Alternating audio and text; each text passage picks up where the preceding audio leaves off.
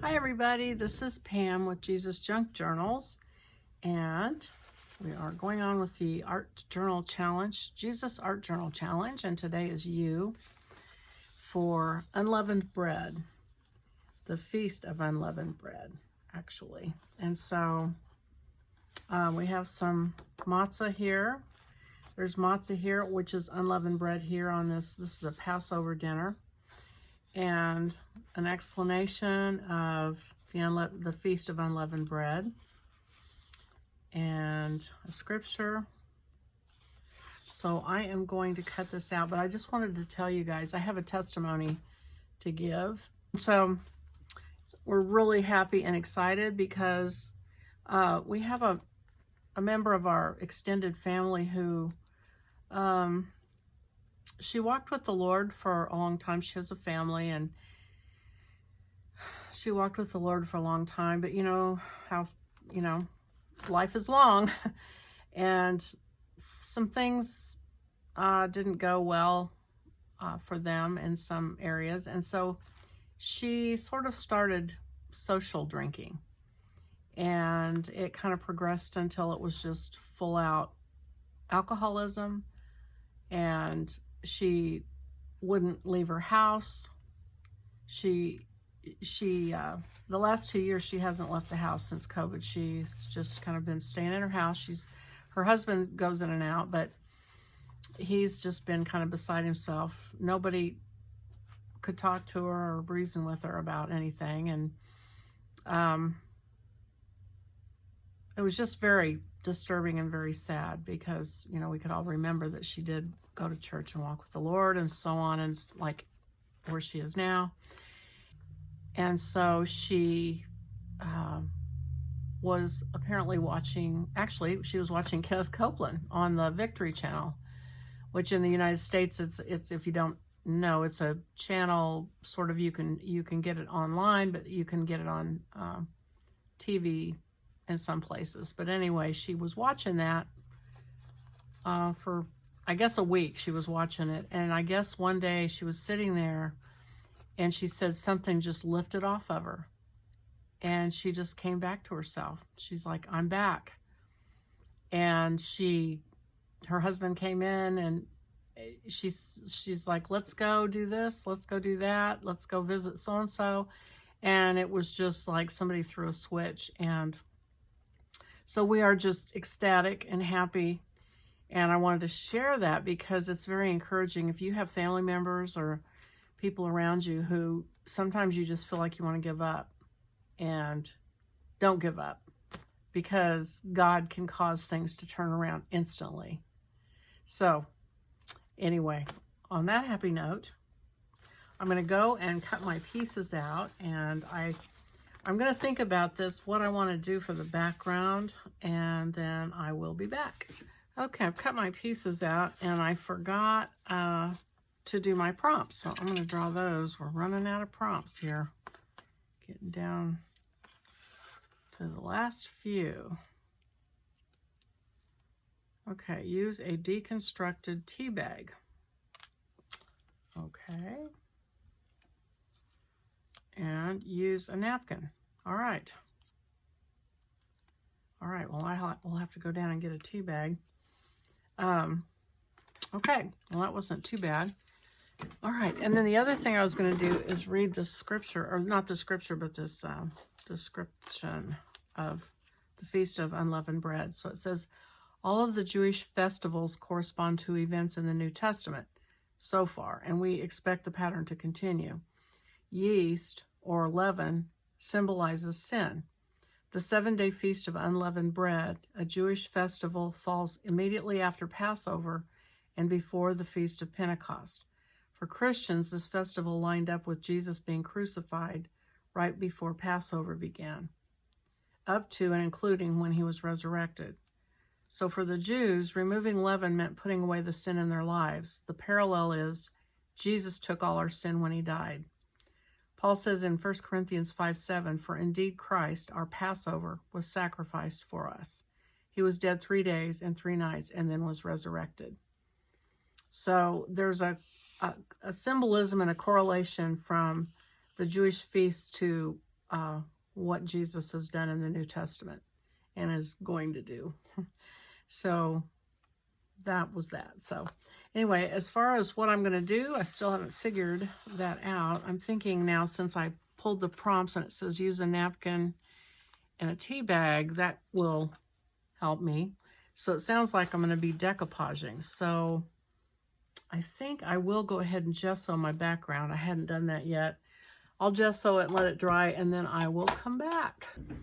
Okay, so I am doing tea bags, and I thought I would do some, while I was at it, make some tea for some other projects. So, okay. I'm going to pull the string off.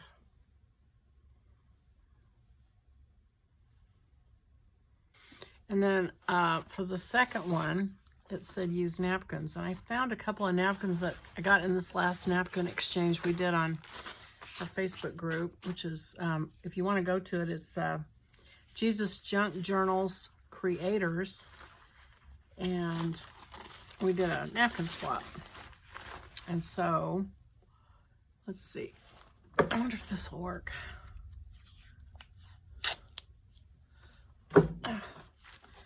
Gonna tear that back panel off, in case you've not done it before. There's usually 2 layers. This looks like it has 2 layers. So pull that off, pull the second layer off, and then you're ready to decoupage. This just looked kind of, I don't know, this looked Jewish to me for some reason. I could be wrong. I think it's actually Moroccan, which is sort of the opposite of Jewish, but it looks Middle Eastern. How about that? And I do think the stripes sort of add to that. I'm going to go with that. So try to decide if I just want to decoupage the whole thing. I kind of do. And then on this other napkin, I just thought, I think it's the stripes that get me. I keep thinking of the robes. If you've watched like any Jesus or any of The Chosen, or, you know, other biblical shows, they always have people with striped robes on, it seems like. So I think that's what got me. And the colors are really beautiful. So I might use that for my other one. I think I'll take the stripes and make a border, and then, so I'm going to take, I know that usually we try to tear it. We like a torn edge, and I might regret this, but I think I'm going to cut this with scissors and put it on that way. And it won't be perfect, which is fine, but it will sort of keep that orange band there. And then I'm going to take the flowers and just kind of put them in the middle. That way I can get rid of the name. I don't like the name to show on there. I think this pair of dollar scissors has just about had it.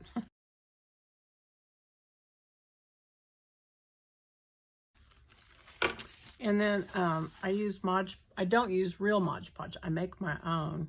I use the bottle from like 5 years ago, but I use 1 part white glue. I use Elmer's glue, and 2 parts water, and then I just shake it up, and that's what I use to decoupage with. And I use a brush that, when it dries, it gets really stiff, and you think, uh-oh, did I ruin the brush? But if you put it in water, it just wakes right back up. I'm going to go ahead and put this border on. Let's see.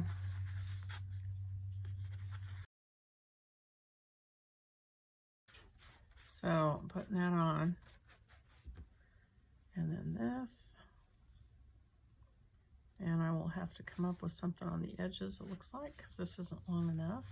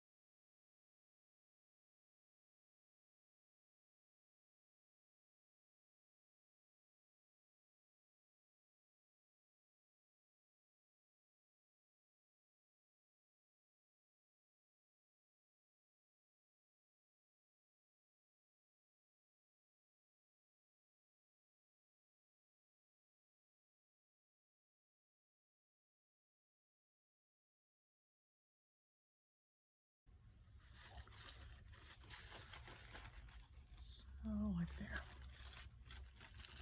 I'm just going to tear that.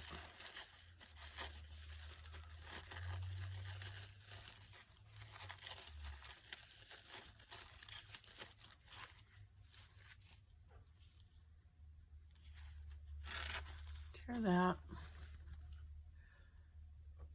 So this one's not probably, I feel like this week's not as creative maybe. There's not as much going on.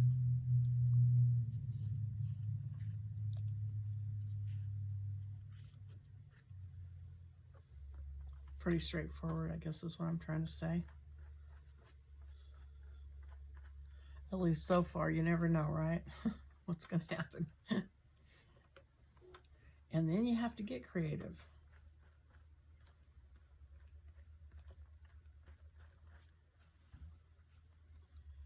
And then this piece,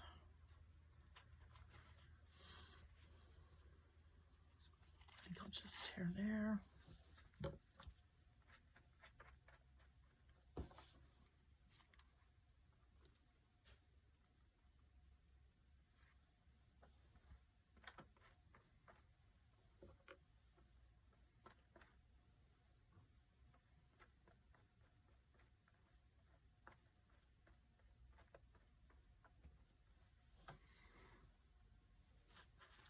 And I'm going to let that dry while I work on this one. And I have to figure out what to do with this tea bag. Some of these.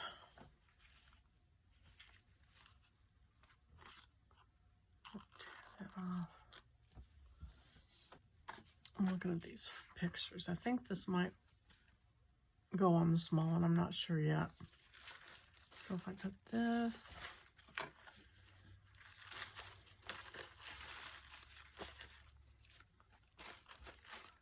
just going to take a look at some sort of layout and see.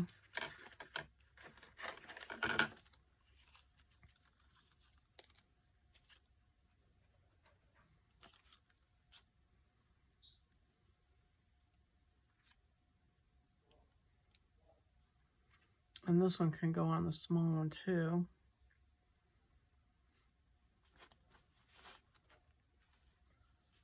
I think that might work. I think that might look nice. Okay, so I'll break that up. All right, so I'm going to go ahead and just put this napkin on. Let that be the complete design. Let's see, so it looks like about here. Something like that.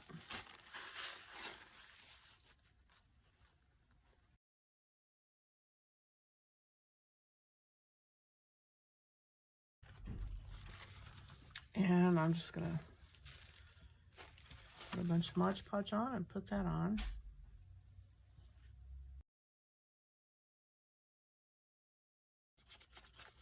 And with napkins, you can also put it through the top. You don't have to put it on the bottom.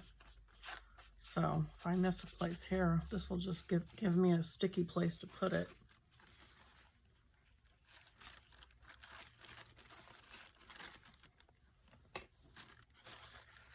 Let's see.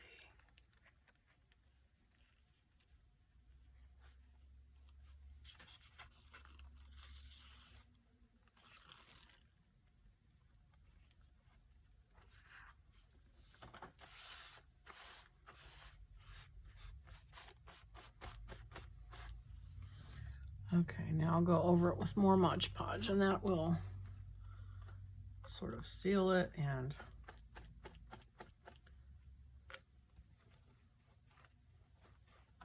make the colors pop a little bit more. The thing is, you kind of got to be careful and not get too in a rush because you'll tear it. Ask me how I know. Generally speaking, this is a huge area, but normally if you put something down and you want to go from the center out like a star, and that will help keep it from wrinkling up. But this is so big.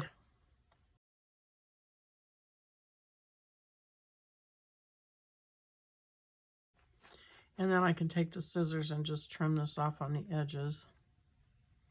I think while I'm here, I'm going to stick this on, trim this down so it doesn't have to be any bigger than that. And I might as well do the other one too.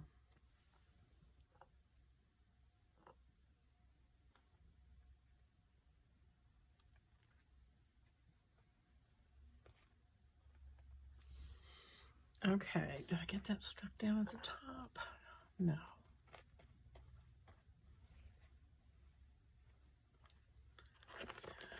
Probably should pull that loose. Okay, looks like I got it. All right, so I'm gonna let that dry and then come back and put the rest of the pieces and parts on it. So I'll be back. We're back. It's dry. And I have a feeling I should have taken this tape off before I let it dry.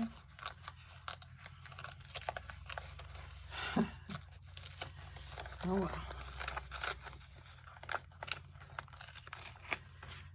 Okay, so I am going to glue the pieces and parts on. I'll use this one on here. I think the colors of this go well with this napkin. So that worked out. I'll ink my U and glue it on. And I think I'm just going to use my art glitter glue and glue it on. If I can figure out what I did with it. There it is.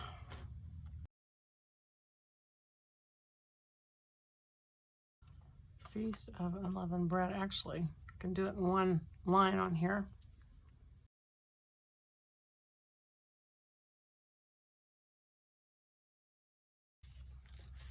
And then I'm going to put this, let's see. I'm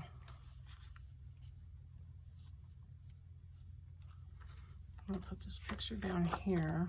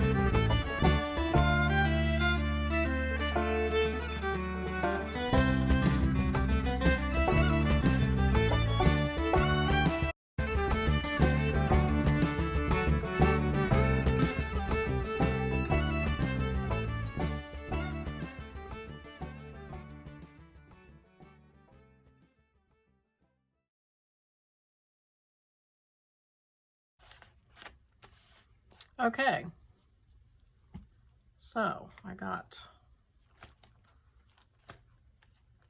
everything on here.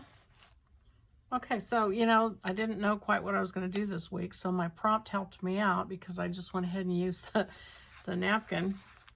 And I can trim that off now once it's dry. All right, so that one I think is finished. So let me do the small one. Oh, I was going to use this for my U. So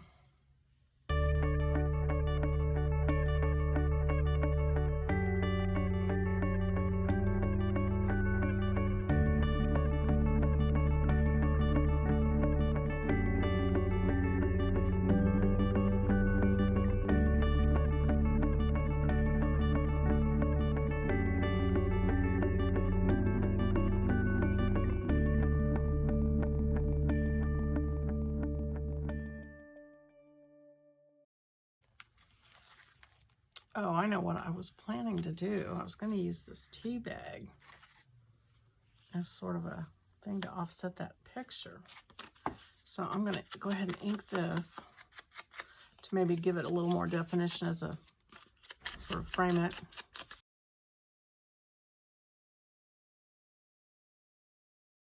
Okay, so I'm going to take this tea bag and use it as a backdrop to sort of set this off so you can more clearly see what it is.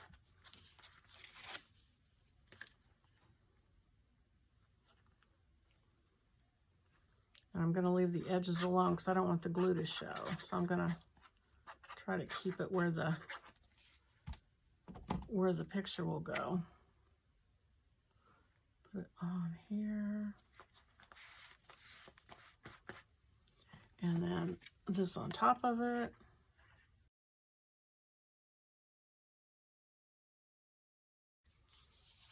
Okay, so now I need to, on this busy pattern, figure out a way to incorporate the message of it, which is the Feast of Unleavened Bread, which I could use a big black marker, but I'm looking to see what else do I have. Well, I think it may need to be a big black marker. So just gonna take a Sharpie. I don't know if this is a good idea or not, but okay, so the Feast of Unleavened Bread. I don't know if you guys have to do this, but my husband likes to stop me in the middle of a video and have me help him with various things, like figuring out the rate of spread on a spreader on the yard. So I'm back. If I sound a little out of breath, it's because I've been running all over the yard trying to help him. All right, so I'm using a scratch piece of paper just to kind of figure out the Feast of Unleavened Bread, just to see what size lettering I can get away with. Okay, so something like that. So let's see. I don't want to lose my stripes. I would just put a piece of cardboard across there. Maybe if I just write it here. The Feast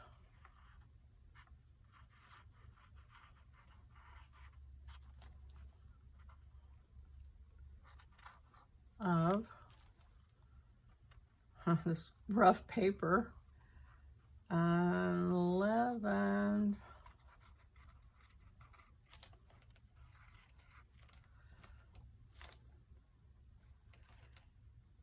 Bread. That's going to be a little hard to read. The Feast of Unleavened Bread. Okay, so now I've got this, which could go up here. I probably should go up there since that's the only place I have room for it. So I'm going to cut this just a little bit more. Just kind of square it off a little bit. And I'm going to lose my stripes up there anyway. Okay, let me cut this down just a little bit more.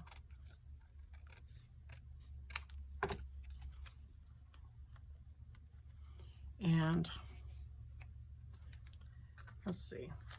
I mean, I guess I could put it there. It could cut across the, maybe I'll do that.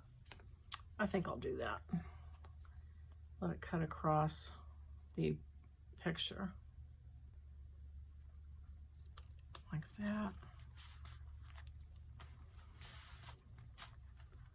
Okay. All right. So that is that for this week. I will see you next time for the UV. These last few letters, I don't know how you feel about them, but I'm kind of excited because they're a little bit like deeper things that we're talking about.